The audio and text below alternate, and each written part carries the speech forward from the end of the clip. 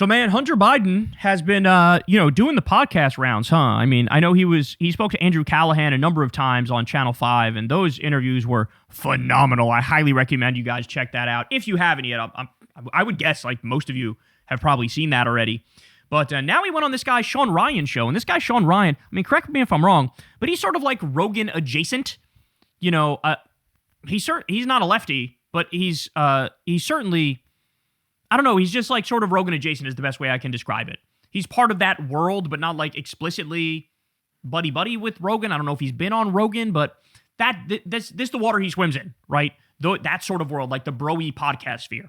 Well, anyway, I don't know how he managed to pull this off, but he got Hunter Biden to come on his show. And, man, we get some spicy-ass, classic Hunter Biden-type moments here. So I think I'm going to save some of this for tomorrow, for Christmas Day. I got some other stuff I'll save for tomorrow. But for today, what I have for you is Hunter is going Kulinski about how Trump is all over the Epstein files. This is awesome. Take a look. What do you think that was? What do I think that was? What do you think this whole Epstein debacle was? Do you think this was I don't even fucking know at this point. And I really mean it. It's like, I will tell you, is that It's funny how he has the same, like, sayings as his dad. I don't even know at this point. I feel like that's very, Joe Biden-esque. Fucking know at this point. And I really mean it. It's like, I will tell you, is that the only thing that is clear to me is this. Jeffrey Epstein and Donald Trump, during a period of his life, were fucking thick as thieves. And Donald Trump has tried to pass this off as being what Palm Beach was in the 90s. Okay? And that may be his view of it. But I've seen enough evidence of Donald Trump and his teen modeling agencies and what he said on Howard Stern about. Oh, he's plugged in, homie. He's plugged in. I'm not even sure I've heard other Democrats mention the teenage modeling agencies. Correct me if I'm wrong. Have you guys heard that? Trump had a teenage modeling agency, which the allegations are that's really a front for human trafficking, for trafficking underage girls. Look at who he was connected to. Not only Jeffrey Epstein, but Jean-Luc Brunel and John Casablancas, right? These are well-known, notorious Fredophiles. And so that's the fact that he's mentioning that, bro, he's more in tune with what's happening in the world and what's happening online than people realize. The fact that he knows about the teen modeling agency. But I've seen enough evidence of Donald Trump and his teen modeling agencies and what he said on Howard Stern about how he would go into the back of these, Miss Teen USA pageants and, walk up to the girls naked. They were talking about girls when he's talking about doing that. And wonder whether or not Donald Trump in his mind has come up with this concoction that it was all just what they did in the 90s. It was models. I mean, that's what Michael Wolff says. Michael Wolff says that the justification in Trump's mind is that they were models. Wow. They're 14, 15 years old. He is directly calling Trump a Fredophile. He said they're 14, 15 years old. By the way, he's not wrong about the Howard Stern stuff. I mean, I'm sure you guys have seen the clips. Trump brags about, well, I own the pageant, so I can go back there with the changing. And I say, oh, is everybody okay in here? And you can get away with it. You can do whatever you want. When you run the pageant, you do what you want. There's video of him, and we actually showed it on the show the other day while talking about the Epstein files. There's videos of him in the early 90s judging, teen beauty pageants. And you got these like 14, 15, 16-year-old girls in bathing suits, walking around, and Trump is one of the judges looking at them. Again, the fact that he skated on this stuff for as long as he did is just astonishing. Wow. You're 14, 15 years old. I mean, we have a president that has been credibly accused by well over a dozen and a half women, if not more, of sexual assault. And we're wondering whether or not, as he fights tooth and nail for the Epstein files that all of his supporters demanded be released so that they could nail Bill Clinton to a cross. And he won't release him. Why? Out of the kindness of his heart for the people that may get hurt. Have you ever known the president to act out of anything but his own self-interest? Ever? So not only is he protecting himself, he's also protecting his billionaire donors. He's protecting, as Ro Khanna calls it, he's protecting the Epstein class, the billionaire cabal that was involved in the human trafficking. By the way, 10 co-conspirators, according to the Epstein files. That part was illegally redacted, but people found out how to unredact it. 10 co-conspirators, they're all walking free. They're all walking free. It's just disgusting. Trump was more concerned about the criminals' names coming out than he was about the victims. In fact, he flips it and pretends like the criminals are the victims. I'm not done. He's still got more. Here we go.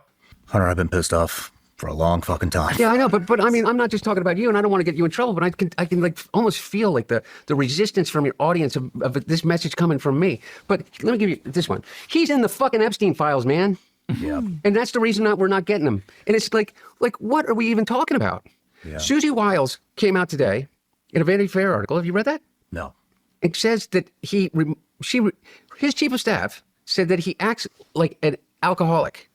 And that, of course, he's in the Epstein files. And that Pam Bondi completely screwed this thing up. By the way, Pam Bondi, that's what Susie Wiles said, but Pam Bondi did not screw this thing up. That's Donald Trump.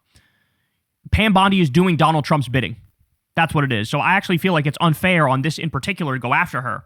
That Trump told Pam Bondi, go out there and say there are no Epstein files. And she goes, okay, I'll go out there and say there are no Epstein files. She was just following orders. So that is squarely on Trump. But that's Wiles trying to protect Trump and throwing Bondi under the bus in order to do that. Totally screwed them all. That's his sitting chief of staff on the record in Vanity Fair that came out today. And what are we supposed to be distracted by? We're supposed to be distracted by the absolute ugliness of someone taking the barbaric murder of a beloved liberal. He's a beloved liberal, but he made like the movies of my that made my generation. A Few Good Men, Misery, Stand By Me, When Harry Met Sally. Like, my God, just as an artist alone, like, Jesus God, let's give the guy the reverence that he's due for gifting humanity The Princess Bride as a movie. And he says that basically he was murdered because he was infected by Trump derangement syndrome. Yeah, He we'll basically throw deserved it. the tweet or whatever you call it on. Trump super fucked up with this too. He really did. Because, and I didn't even know this until after Rob Reiner was killed. But like, even conservatives really like this guy. Laura Ingraham told a story about how she was out at dinner. She ran into Rob Reiner, and then she was like, why don't you come on my show tomorrow? And he was like, okay. And then he just came on the show, and they had like a long political discussion. And she's like, he's the sweetest guy I've like ever met in my life. This is Laura Ingraham. She's a diehard, far-right conservative, hardcore MAGA. And she just liked him because he was likable, right? Politics aside, she just liked him. What Hunter's pointing out here is correct too, that he's like part of the cultural zeitgeist in a way that, like, no matter what his politics are, he's not going to be defined by his politics because he's part of the cultural zeitgeist in an amazing way as an artist. And that cut across political lines. And so for Trump to make it about himself, and for Trump, somebody made a great point on Kyle and Corin. They were like, does Trump think the person that killed Rob Reiner is MAGA? Like, his comment seemed to indicate that, like, oh, he was killed because he had TDS, which indicates like a Trump supporter killed him for saying, why do you have such bad TDS? Like, why do you hate Trump? I'm going to stop you from hating Trump by killing you. This was perhaps before Trump knew the son killed him. And it's almost like he's justifying and rationalizing and making a joke of him being killed, even if it were for politics, even if it was a terror attack. So, I mean, you had so many people. I mean, I've seen people I never would have thought in a million years would criticize Trump. They criticized Trump, and they were like, that was disgusting. Truth Social, I don't Yeah. whatever that, we'll throw it up on screen so everybody can read it. I think the response that I saw from that was fucking horrendous. See, this is what I'm talking about. And why? Again, it is to distract from the Epstein files. It is. That was a clear distraction move. He didn't want people to know, hey, you were on Epstein's plane 8 times, and you also, in the new leaks we learned, he went to the island. He was on the island. He was on the island with Marla Maples and Tiffany, one of his daughters. That's disturbing. I hope she's all right. You know, God forbid anything happen to her that's horrible. We learned about that limo driver in Dallas who says Trump talks to Epstein on the phone and talked about, quote, abusing girls.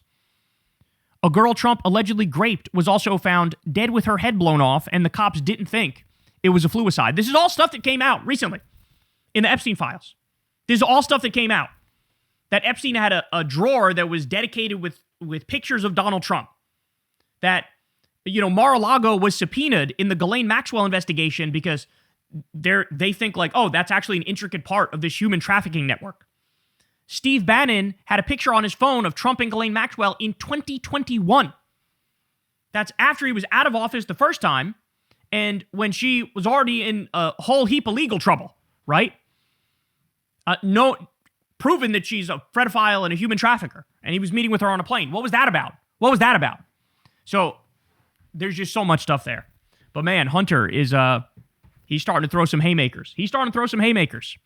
And I like how this guy, Sean Ryan, he had to do this long post that was like, oh God, don't be mad at me. And like, we like to hear all different perspectives and I don't agree with everything he says and this and that. Having to